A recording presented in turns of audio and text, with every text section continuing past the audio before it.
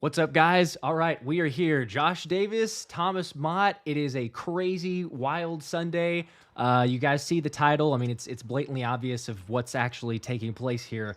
And I don't blame you if there's a little bit of confusion, if there's a little bit of doubt, what's actually happening on this point. Thomas, you just got off of a plane. So for people wondering why Thomas is in a car here and we're trying to connect with him, that's the reason why. It's literally breaking news. Hey, all of a sudden we got to talk about this. But officially, just to get you caught up, and I want to get your take as well, Thomas, but to get you caught up here, I will share the tweet so that you know. I've got a lot of comments here I'm seeing in the chat of, is this real? Is this a real report? Did this actually happen? It did. So here's John Clark, who was actually retweeting Jay Glazer, but the Eagles have seemingly made a major change at defensive coordinator, according to Jay Glazer. Assistant Coach Matt Patricia will now be calling the defense and running the defense, and he will do it from the sideline. Defensive coordinator Sean Desai has been moved up to the coaching booth and will coach another position now, according to Jay. Eagles have the third worst third down defense, as we know, third worst red zone defense in the NFL, or the worst third down, and then third worst in the red zone. Obviously, 33 points per game given up over the last 3 games. So, I mean, it's earth-shattering. It's crazy. I don't think we thought this would happen, Thomas. Whenever we're going from the Wednesday link and even the weekend doing our shows and all this, we talked about we needed change, but this is massive change. Curious to get your thoughts because we've not been able to communicate since just hopping on here. Yeah, well, first off, I mean, again, I just landed on a flight home from Las Vegas. I was there for my brother's graduation from the Air Force's weapons school. And I couldn't believe whenever I got a text sitting on the plane from both you and my fiance that Desai had been fired. And I think we got to clear some things up here for people. First off, they didn't make this move today. This was done days ago at the beginning of the week, and the news is just now breaking, which is pretty impressive that it took this long for the experts and insiders to actually figure it out. And the other thing is that, again, Sean Desai is still there. That's what's so crazy here, right? And I'm curious where we're both going to end up on this. Clearly, the film was as bad as we all thought. If we could see how bad the film was, not being experts, not being insiders, not being coaches, like we aren't calling defensive plays, but if we could see that it was this bad, then very clearly the Eagles saw how bad it was. And the fact that they made this move right now shows that they are desperate to fix this season and get this season right. And while I've seen a lot of people on Twitter saying that this is a terrible sign, the Eagles are coming apart at the seams, they're doomed, this shows me that they still believe they have a championship caliber team if they can just get the coaching right. But very clearly they made a big mistake hiring Sean Desai, and it's come back to bite them. And now I guess we put all of our faith in Matt Patricia, which is something I didn't think I'd ever be saying that I'd actually be doing. It's wild. I'm totally with you. Yeah, it's not something that I thought. I was when we got Patricia. It's the question of hey, what's the group going to be able to do with him? They keep him away from Right. Slay, all that. But yeah, the fact that we've actually got the ability, I guess, to use him in this sense is not the worst thing. I've seen comments here. Let us know. We're going to try to get as many comments. I see these, people saying here as far as we've got some that saying clickbait. It's not clickbait. I mean, you call it what you want, but he got fired. Like you could say soft fire, I guess, but he got fired. He's no longer the DC, like in title, but there's in no way is he doing that by his job now. So the question is, again, like you said, Matt Patricia, it can't be any worse. I believe from whenever I was looking at his rankings, defensive points per game allowed as a defensive coordinator, Patricia's never finished worse than 10th. So, I mean, he's got a great track record. He's got players. We know that they've not played up to par, but we've talked about it too with Kevin Byard even saying like just this week, he asked Sean Desai if he could, if the secondary could do some of the scout work. Now that's not saying Desai didn't do any, but he's asking, hey, can we take a larger role in this? Can we play this together? He'd already voiced some frustrations as far as the situational play calling, and we know, I know everyone knows and understands how terrible that has been. But it's just been a constant chatter of this, if this is the team and the problem. So I don't know. It's one of those things that, it can't be any worse, like I say, but for a team that's 10-3 and curious, again, I'm going to start getting to some of these deals on the chat here, but curious how the chat feels. I posted a poll, said, hey, how do we feel? Is this going to be better? I started a poll here, looks like the majority says, heck yes, we needed a new DC. Others say it can't hurt. Very small minority as in I don't really care or this is a bad move. So, I think we needed something, but for a 10-3 team, do we still have confidence? Curious, your take too, Thomas. Do you still have confidence that, a pretty drastic shakeup, a drastic move like this that this squad can get back on track, still has the potential to do make a Super Bowl run, because you don't see this. I was trying to think, have we ever seen something like this, or that we can try to compare to, and then a team goes on a really long run? I don't know if anything immediately came to mind.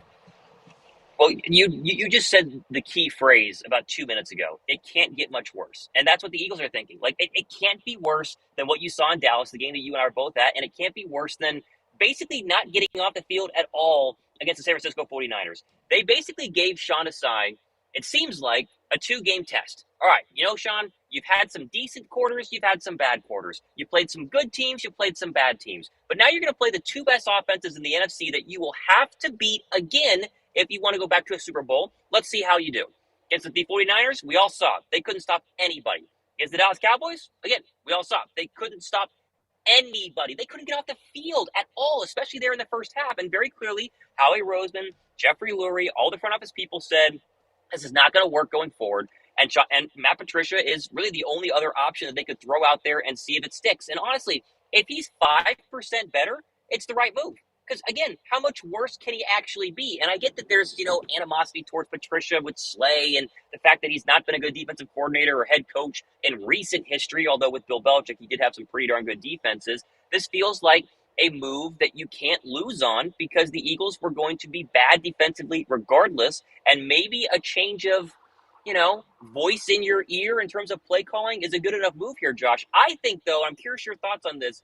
When we got that report a couple days ago, and you did a good coverage of this on your show, that Kevin Byard was asking to get more involved in the game planning, that to me was the real indicator that, oh boy, that doesn't happen. Like that's not a report that you see from a 10-win football team. When that came out, Josh, it was like they clearly are not happy with the prep that Desai is putting them through, and feel like he's not putting them in the right places to be successful. Yeah, I totally agree. I'm right there with you. We had the same comment. I think we talked about it, I know we did talk about it for a number of weeks of, hey, Desai saying the right things. I mean, think about his introductory press conference, right? He's like, hey, we want to embody the city. We want it to be embracing Philly. You want to feel this Philadelphia Eagles defense. Well, I mean, I think we'd all say you didn't feel much of it, right? You get to 3rd and long, 3rd and short, 3rd and whatever distance, and you're going to convert on it. And so we just didn't see that. And it's unfortunate, because I really like the guy. I mean, for what you'd seen and heard, it's great, but the actions just spoke otherwise, and you needed to make a change. And I'm with you. It's like, as vets come on, it's one thing if you've got, I don't know, like a troublemaker that you could think of, or just a guy who's like, why are you talking? Just like, okay, he's always going to be saying stuff, but it's the common denominator. You not only had that, but then it's a Kevin Byard, an all-pro, a guy who understands how to play defense and has played on a number of good schemes and systems, and he's got a number of years of good defense, certainly with the Titans, and he's made a lot of plays, but he's not usually a guy to go out and voice a lot of frustration. Like, you don't usually, I think, see his name in the media. So you hear that, you talk about Slay, maybe he goes out there a little bit more making noise, but he even said, hey, it's been essentially too confusing, the communication. And then week after week after week, Desai saying, it's my fault. We didn't have, as much of the play calling getting in time. I was too slow. I wasn't adjusting enough. Now, he made adjustments at halftime. Like, if you want to give him a little bit of credit, most every game he did. But as far as, just winning, or I guess controlling that locker room and having the buy-in, I think you could see that there was probably enough of a change needed, that the players voicing some frustration. And Sirianni took a look at this and he said, hey, you know what? We do need to make some changes. Again, I'll say this, we kind of opened at the beginning, but I don't know that I expected it to be this type of a change. I figured it would be more of a minor schematic change. You adjust a few, maybe you blitz a little bit more. Who knows? Just something kind of random, that you're throwing out there, but not a personnel wise and saying, all right, well, hey, Matt Patricia, you're the one now. Like, this is your deal. So I'm curious to see. We got a few comments I'll throw up here too, but I know Brandon here says, I love this move. We've got Ron saying long overdue. That's, I think, where a lot of people are at. We got a lot on the poll as well saying, heck yeah, we needed a new DC. So that's a given, I think. Also, looks like Dank Kelly Green Burrito says, I thought they moved him to the coaching booth. Again, to clarify, we're saying Eagles breaking news, fire Sean Desai. He is not gone from the Eagles, but he is essentially gone from a defensive coordinator. He's been keep the fired from the DC. He won't do it. He won't do it. So there you go. Right. It is a fire. That's what I would call it. So and then you've also got here Super Chat. Dirty D says here, Desai got fired because he wanted to do his own thing and how he wanted to keep this same style defense.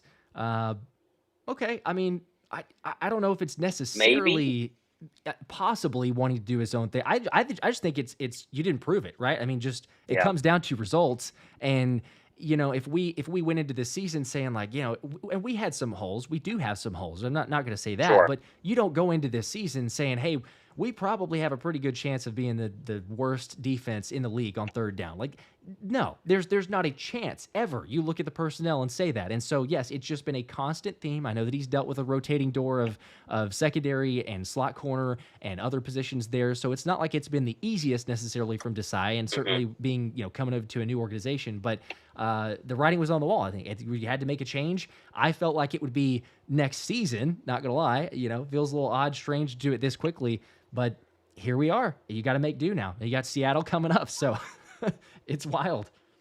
Well, and think about the potential now, right? You make this move with 4 games left against 4, maybe 3 easy opponents. Seattle's going to be interesting. We'll talk about that and Jalen Hurts in a second. But you have 4 weeks now for Patricia to settle in, kind of implement his style. Again, not going to change everything because he can't, because there are only 4 games left. But he has 4 games to get right and get ready, and then either be the 1, the 2, maybe the 3 seed if things got really, really bad, and then get his second shot against the 49ers and the Dallas Cowboys. Like, he gets a full month and maybe a bye week to prep and be ready for the rematch against the 2 better offenses that have had a much better time against the Eagles defense. That's what this move is for. It's for the 49ers. It's for the Dallas Cowboys. And we saw in both of those football games, especially the Cowboy game, you take those fumbles off the board, the Eagles offense moves up and down the field.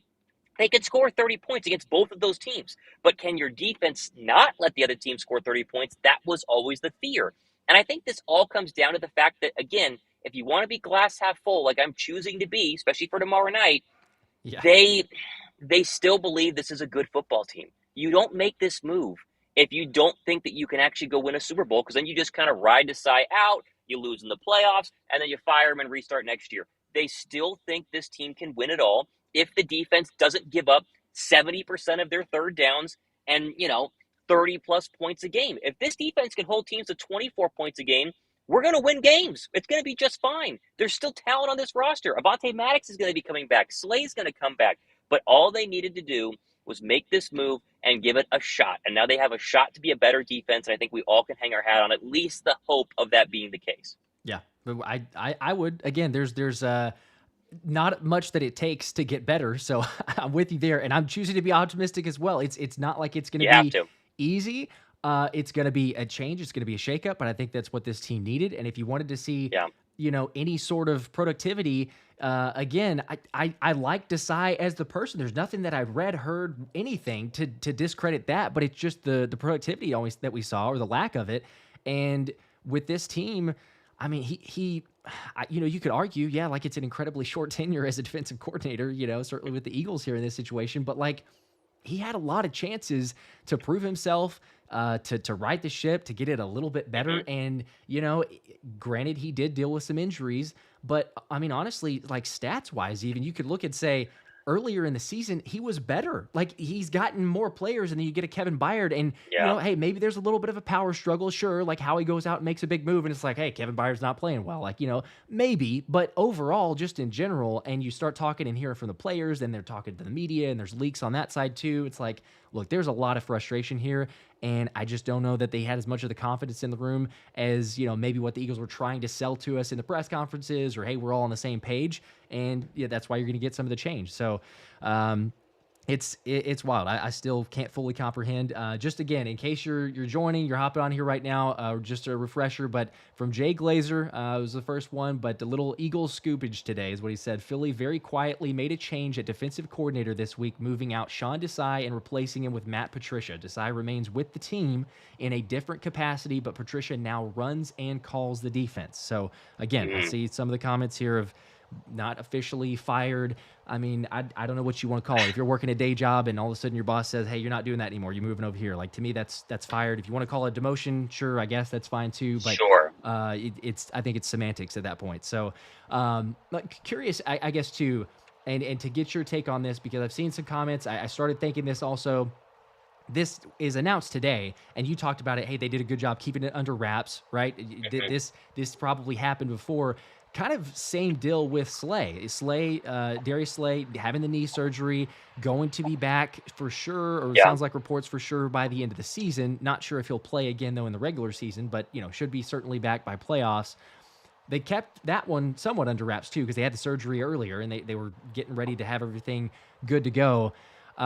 Do you feel like there's enough time possibly that we're going to see a market change, a noticeable change, tomorrow night against Seattle? Or is this going to be, not, I guess, where should our expectations lie perhaps with a Matt Patricia now and calling this defense in Seattle? I I think the expectation is that it should be better because Philadelphia doesn't make this move if they don't think that it's going to be better. Now, is it 1% better? Is it 10% better? Do they hold the Seattle Seahawks to 10 points tomorrow night? I don't know, but this clearly was a move that they felt like had to be made. And again, people are trying to act like the Seattle Seahawks are some sort of juggernaut this year. They're not bad, but they're fighting for a wild card slot right now. Like they have had plenty of games where they look not that great, and we'll mention it maybe even right now. Jalen Hurts, obviously sick, but you also have a really good chance of playing Yeah. Drew Lock on Monday Night Football. And Geno Smith, the one thing he's done really well this year has been accurate throwing the ball down the field. And without Darius Slay, Metcalf is going to be a real problem tomorrow night. But if you're playing Drew Lock, it feels like the perfect opportunity for a new defensive coordinator and a new defensive scheme to maybe burst onto the scene and just give the guys a little bit of confidence, right? If anything, Josh, this gives them a confidence boost, right? Like we're going to be better prepared. It's a scheme that fits us a little bit better. We have a lot more confidence in what we need to do on 3rd down and 9 or on 3rd down and 16 or something crazy like we've seen them give up the past couple of weeks. And again, you mentioned that keeping it under wraps. This was probably a move made Sunday, Monday morning. Like, I know that Nick Sirianni told the media on Monday morning at his press conference that they're like their coaches. They won't make any changes. We know that Hmm. Sirianni basically lies his entire press conference. He's never going to give you the truth. They have not been, or they have had plenty of time to implement this all week long. And I bet the guys are very excited about it. And I'm excited to see what they do tomorrow. I still think the Birds are winning tomorrow, whether it's Mariota and Locke, whether it's Smith and Hurts. I think they're going to get it done. And hopefully kind of ease the tension that's been in Philadelphia the past, 3 weeks? Yeah, we need it. We need a lot of it, ease of the tension. I'm nervous. I feel like we're gonna win. I know we talked about it before, but when we're talking about predictions, scores, and all that, I feel like it's gonna be a close game. I really do. I hope it's not. I hope it's a blowout. But yes, it's just Yeah. the nerves going into it. Drew Parker had kind of, I guess, the question here that you basically alluded to here on this side, but he says, why did they wait to announce? So again, talking about it probably happened before. Sirianni not really telling the truth necessarily. You have to wait for a Yep. very long-winded answer, kind of read between the lines a lot of times to understand what he's going at or what he's getting to. But I mean, honestly, I think it comes down to, yeah, it's really that competitive advantage. He does it quite a bit with a lot of other instances, as well of like, hey, who are we going to have? Who's going to be available? Jalen Yeah. Hurts, you mentioned just a second ago, but I think everyone knows is sick, is dealing with an illness. He's not traveling with the team. He's going to take a separate flight. So probably Big deal. he said to keep the team healthier, stay away from him. But I think also I take from that is he may not be feeling great, right? So he's saying like, man, I'm staying around, get as much sleep as I can. Last minute, I'm going to head out and we're going to go try to play this game. Now, I will say that Jalen being the competitor that he is, like, I don't have any fear. However, there's still a Right. little bit of anxiety when the report comes out of, oh, he's been downgraded to questionable for this game. Mhm. So then I weigh between the options of, okay, is that legit? Or is that, again, a Nick Sirianni, we're playing the competitive advantage to make the Right. Seahawks think that there's maybe a chance that you're going to get a Marcus Mariota on Monday night. I don't know. I think that we'll be okay there. But again, it's a lot of things these days. I don't know that we've talked. It feels like almost every week we say this, but for a team that's 10-3 and for an Eagles team too, I'm not sure that I've dealt with or been a part of as much drama, as much changes, as much turnover as, Yeah. hey, let's get a different piece, let's add to here, let's take away this spot. Like, it's been nuts, and I mean, I'm here for it if it works. And I guess to this point, again, we were calling for action. I saw it on my shows, you saw it on your shows. We were even communicating beforehand of saying like, I think everybody, including ourselves, are just fed up with like, hey, cool, you're telling me this, but like, prove it. Show me you're going to Right. do something. So you know what? Hey, you got it done. Everybody here looks like in the bulk of the poll says, again, heck yes, we needed a new DC, or at least it can't hurt. So everyone's pretty much in favor, but. I don't know. Is there? I guess as we're talking about Jalen Hurts too. Any concerns with the sickness? Do you think there's a possibility of him not playing with that downgraded to questionable? I am not a doctor, so everything that I say is taken with a grain of salt. My fear with being downgraded would be that he's probably throwing up, right? Because that's where it gets a little tricky. If he's under the weather, if he's got the cold or a little bit of a flu, modern medicine does a pretty good job to pump those guys full of whatever they need in order to go ahead and play. But if he can't keep food down, if he's feeling extra weak, that's where the fear goes ahead and starts. And honestly, if you want to trace this back, remember Micah Parsons was sick heading into the Eagle game. Well, there was a report this morning saying the entire Cowboy team was sick this week. So Jalen has been dealing with this most likely for at least the early parts of this week at maybe a lesser case, and then it's gotten worse. I am like you, though.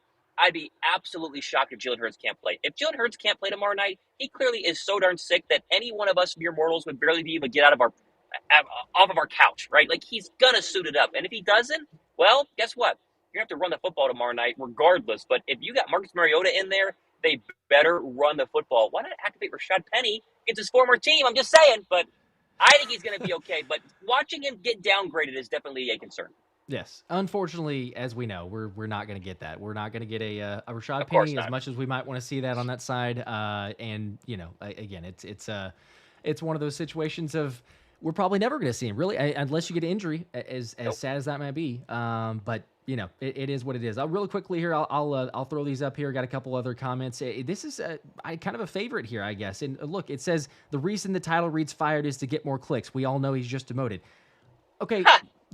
Fine. Like, you could call it that, but like, again, to me, that's sounds a pretty fire to me. You literally are not doing the job that you were doing before. You could call it a demotion. You could call it a fired.